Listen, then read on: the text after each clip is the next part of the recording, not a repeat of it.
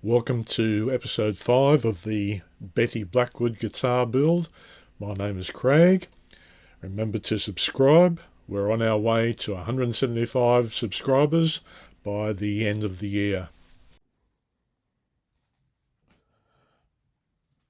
Okay, I've got our little back piece in. All right. The next step, I don't even know why I'm doing it this way, but don't you try this at home. Next step is that I'll have to bring the mount that this little back strip here, the mount that protrudes above the actual where the binding channel goes to.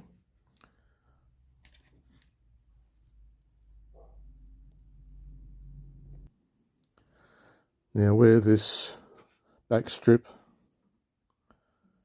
protrudes above the binding channel just there, I'm going to have to cut that down on both sides all the way across so that it is just the height of a black, white, black binding strip above it. This would be so much easier if I were to have that black, white, black as a separate piece, but that's not the case. So we'll give it a go. So I'll bring it down to about the distance there.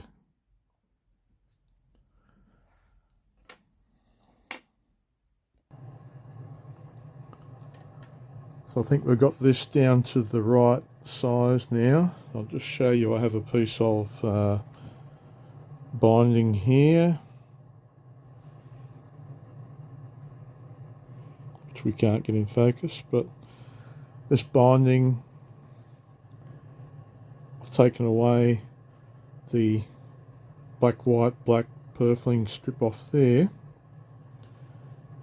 and when it comes in, it should fit pretty nicely into place there.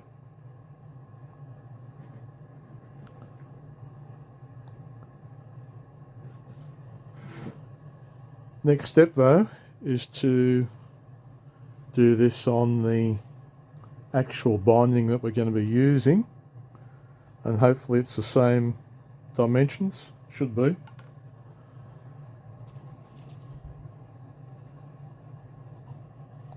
So I'm going to put the binding around here and work out where it should be cut in the relevant places. Do a bit of a trial run if you like to make sure it's fitting properly all over around the binding channel.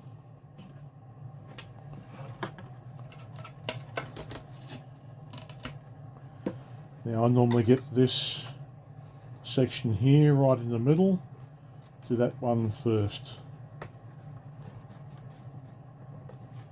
and everything goes from there. And to make sure I get it in the right place, I'll put a little mark that corresponds to the top, exactly where it should go. It's going to be my reference point.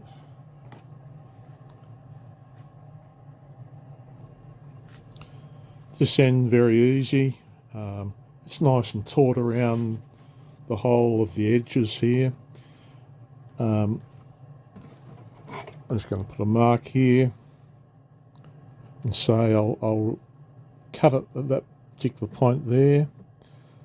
Of course, fortunately on the top, the neck is going to cover this area here anyway, so it doesn't have to actually fit nice and flush. The other end, that's where our problem's going to be. I'm going to put a mark, there's already a mark there, but I'll put a mark there and this doesn't fit around because at the moment I haven't removed the 3 pieces of binding there, the black, white, black. I'll put a mark on here.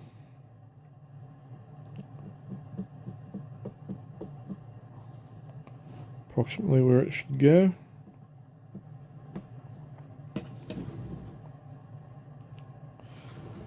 So we're going to have to do this again. I'll cut the piece off here. I'll cut this as well, and then do another fitting before I remove the binding, the 3 binding pieces off the bottom, and do the same for the other side. So again, here's a middle section here, so we need to cut this, say, around about here. Doesn't have to be flush, this one here. We've got a fair bit of leeway, which makes the top part very easy for this. At least that part of it is. This part here again, now obviously this is going over a greater distance here because it's on the outside of that one, which is also on the outside of that piece that's still coming up there, so there's a gap there. So all this is going to change later on, but just for the moment though,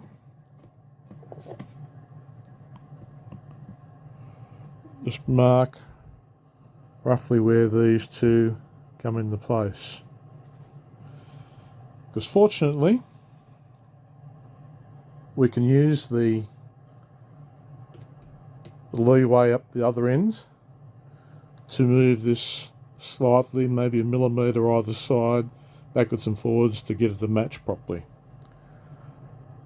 But of course, when we do that, we've also got to get the bottom part that we're going to cut off, that's also going to match with the back strap inlay that we've got there, which makes it very difficult. Don't ever try this at home.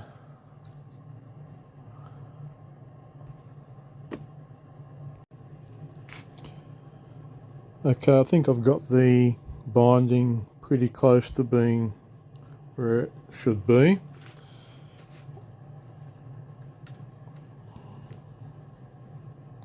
I'm going to have to remove the black, white, black purfling off the bottom of that. And before I do that, I'm going to put about a 45-degree angle on this thing here. And I'll do it with an X-Acto knife. I've done it with a chisel before, but sometimes it doesn't work.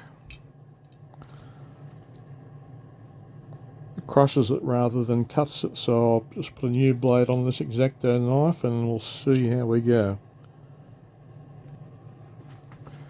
Well, how did that one go? Not perfect. Unfortunately, there's only once, we only get one chance at doing this. And what happens is, when I was cutting that little inner binding, the white actually bent inwards somewhat, just slightly. Now what I'll probably do is get a little slither of white and just insert in that little space where it's missing there. Apart from that, I think it's probably reasonable. Got a long way to go yet.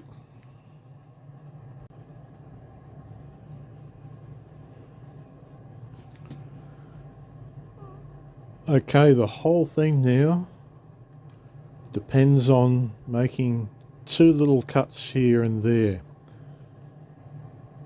It's got to be 45 degrees across that way and 45 degrees that way. Now I don't know if you can see, but this one's already been slightly damaged from just when I was cutting it originally.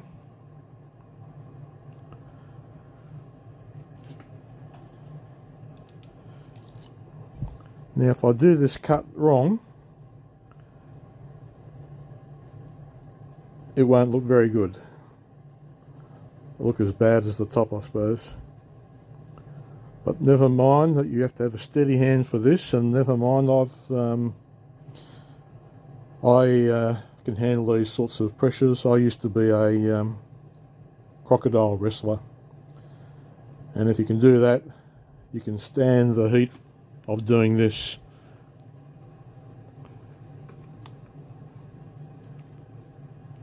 Oh! Oh, damn. Where's the bandages? The binding has now been put on. I've cleaned it up with, got rid of some of the excess glue. Probably time to evaluate how we've gone with our wedge at the end here. Now, I don't know if you'll be able to see this. I might have to put a higher magnification.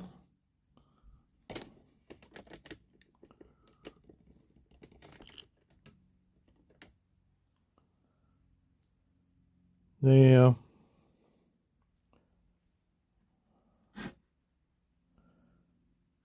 this one here is the top. Those two I think went okay. They're not too bad. This one over here, again, not too bad. But this one was a problem. I think I know why too, because even though I'd cut it out and I'd done 2 dress rehearsals,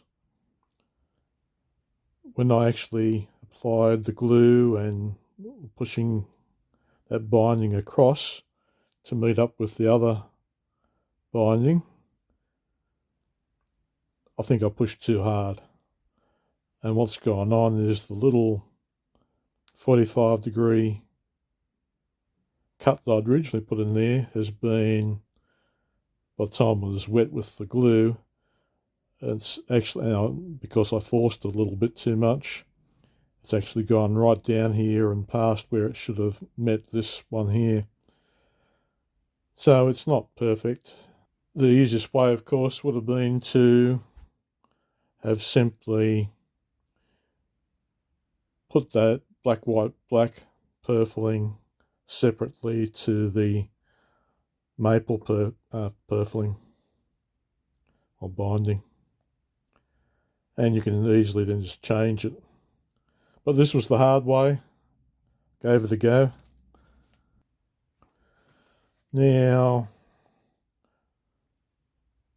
I think where it's joined, they're at about a 45-degree angle either side there. I think that's worked out all right. That's okay. There is a problem I found though. After I've just given it a little bit of a clean over and get rid of excess glue, I sprayed it so I could take a picture of it to put on the YouTube picture image thing that they use. And I sprayed it with propanol. Unfortunately, Padauk, being a wood that has very good dye properties, it seeped into the joins between that top purfling and the vertical maple here, so you can see each of those joins. Now, before I sprayed it, I can only see a little bit of faintness of one of those things. Others look like they blended really well with the two purflings or 2 binding types there. But now I can see where all 4 of them meet. I tried to then sand that a little bit further out, but it seems to have gone in. So that was a mistake I shouldn't have done with Padauk. I should have known better. I have done maple binding with Padauk guitars a couple of times, and I knew that was a problem. But anyway, it is what it is. So I think it's not too bad. It's not perfect, but it's not too bad. I think from any sort of distance you're not going to notice it anyway. And the other end,